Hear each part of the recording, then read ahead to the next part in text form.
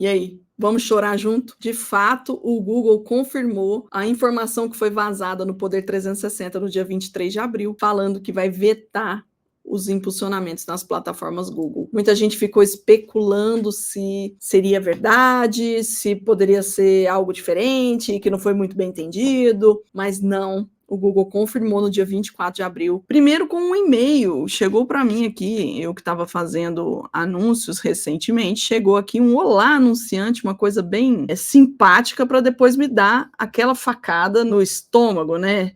Está escrito aqui oficialmente pelo Google, e aí eu vou ler para vocês, que é o seguinte, ó, em maio de 2024, ou seja, daqui a alguns dias, o Google vai atualizar as restrições regionais aqui do Brasil para política de conteúdo político. O seguinte anúncio será proibido na plataforma Google no país: conteúdo político eleitoral conforme regulamentação do TSE. E anúncios promovendo eleições, partidos políticos, federações, coligações, cargos eletivos, proposta de governo, projetos de lei, exercício do direito ao voto e de outros direitos políticos ou matérias relacionadas ao processo eleitoral. É isso que está acontecendo. A gente já não vai poder mais usar as plataformas Google, que é os links patrocinados, e YouTube para fazer anúncios de política nesse ano. Ou seja, tudo, né?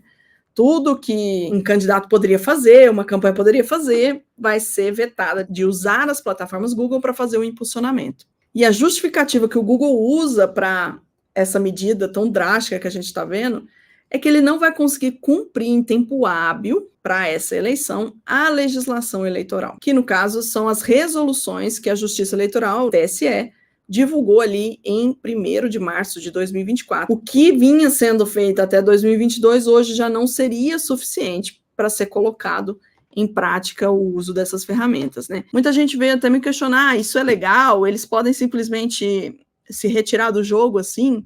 E sim, isso é legal, até porque o TSE prevê na resolução que o provedor de aplicação que quiser disponibilizar o impulsionamento de conteúdo tem que ser cadastrado no TSE. Então, se o Google decidir não se cadastrar no TSE, ele não vai permitir os anúncios políticos. E aí é onde entra a nossa surpresa, né? Porque a gente, como profissionais da área, está tão acostumado a usar o Google, todas as plataformas Google, que a gente ficou imaginando que aquilo lá já era uma coisa garantida, algo que não se discutia, né? E aí agora veio o Google com essa novidade que tomou todo mundo de surpresa aí, dizendo que não vai se cadastrar esse ano para participar disso.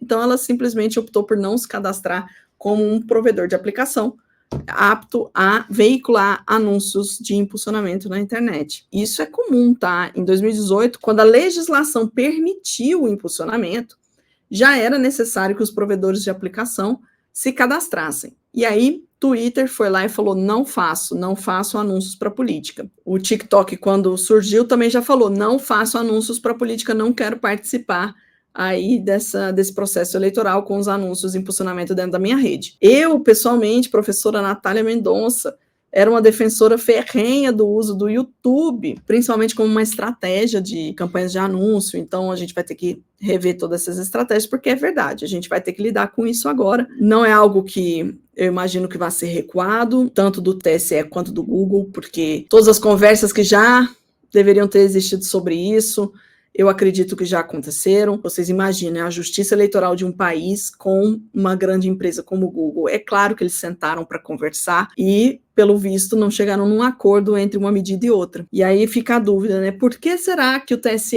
trouxe medidas tão drásticas, regras tão pesadas para esse ano, né? Mas o TSE tem na mão uma bomba para essa eleição, que a gente tem atos recentes de atos antidemocráticos, a gente tem questionamento sobre urna eletrônica acontecendo, a gente tem o uso de inteligência artificial que está surgindo e agora as pessoas não sabem mais o que é verdade e o que não é. A central do golpe que liga para a gente pode ligar agora com a voz da minha mãe e eu vou achar que é ela, entendeu? O nível do desenvolvimento tecnológico está crescendo tanto que o TSE está com um problemão na mão. Como que eu vou resolver esse tipo de situação para que isso não prejudique o processo eleitoral? Então, chegaram aí algumas conclusões, e algumas dessas conclusões imputam às plataformas tanto responsabilidade civil e administrativa, ou seja, eles podem ser processados por causa de alguns de algumas questões sobre isso, e também até de necessidade de desembolso financeiro, de fazer direito de resposta em patrocínio de internet. Então, às vezes, isso poderia gerar necessidade de desenvolvimento dentro dessas plataformas que não estavam preparadas para isso. Nada disso impacta nos conteúdos orgânicos, é importante mencionar. Tanto é que nas plataformas como TikTok e o X, né, o Twitter, a gente consegue fazer os posts orgânicos funcionarem normalmente. A mesma coisa vai acontecer com o YouTube e Google. A gente vai conseguir publicar e aparecer organicamente nesses canais, mas os impulsionamentos não vão acontecer. Mas a atitude do Google não quer dizer a atitude da Meta. Não é uma legislação que proibiu o Google de fazer, é uma opção da própria empresa de não fazer. E aí a Meta também tem essa opção. Até o momento, Meta não divulgou nada, mudando nada dos posicionamentos que ela sempre teve de participar aí das eleições. Pode ser que aconteça?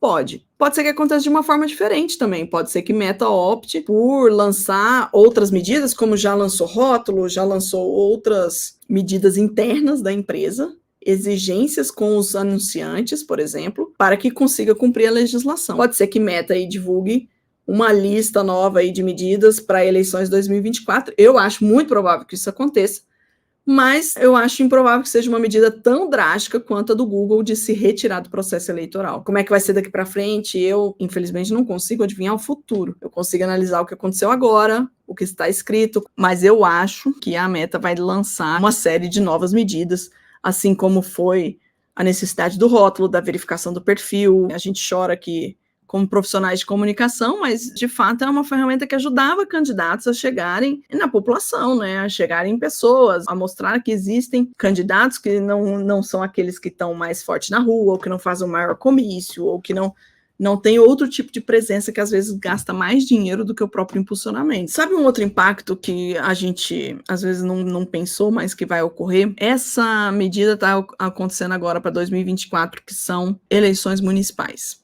Em que, por exemplo, não consigo falar no YouTube com as pessoas, eu saio pelos bairros, vou fazer mais porta a porta, vou fazer mais presença de rua, vou fazer mobilização, vou fazer outras coisas. Mas, em 2026, temos eleições gerais, eleições que mexem com o estado todo. Agora, imagina a gente não tendo uma ferramenta como essa para grandes eleições como a gente vai ter em 2026. Isso vai encarecer demais as eleições. Por quê? O candidato que antes conseguia falar com vários municípios pela internet vai ter que se deslocar, vai ter que falar, ou vai ter que escolher melhor um eleitorado, vai ter que direcionar melhor os esforços. Então, assim, a campanha deve ficar mais cara. A gente vai viver 2024 dessa forma, mas eu acho que na sequência, para 2026, devem acontecer aí diálogos mais profundos entre TSE e os provedores de aplicação para que existam soluções que não prejudicam tanto um processo eleitoral, ajudem a realmente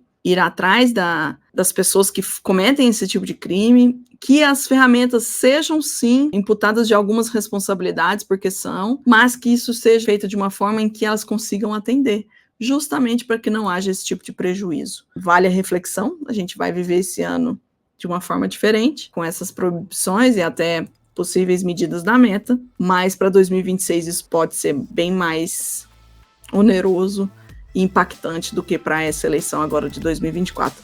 Como diz aí a sabedoria popular, podia ser pior.